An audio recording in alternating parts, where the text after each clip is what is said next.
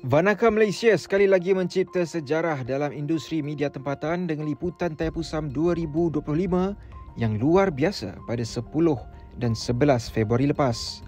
Platform berita digital Tamil utama negara ini melakar pencapaian baru dengan membuat liputan dari 30 kuil murugan merentasi 8 buah negara termasuk Australia, Singapura, Indonesia, Sri Lanka, India, United Kingdom, Nigeria dan Mauritius. Di Malaysia, Vanaka Malaysia tidak ketinggalan dengan liputan langsung dari 14 kuil di 10 negeri memastikan jutaan penganut Hindu mendapat perkembangan pantas dan menyeluruh. Liputan ini membolehkan umat Hindu di seluruh dunia menyaksikan perarakan dan ritual Thaipusam secara langsung tanpa mengira lokasi mereka. Menurut pengarah urusan Vanaka Malaysia, Tiaga Rajan Mutusami, kejayaan ini menjadi pemangkin untuk liputan Thaipusam yang lebih inovatif di masa depan.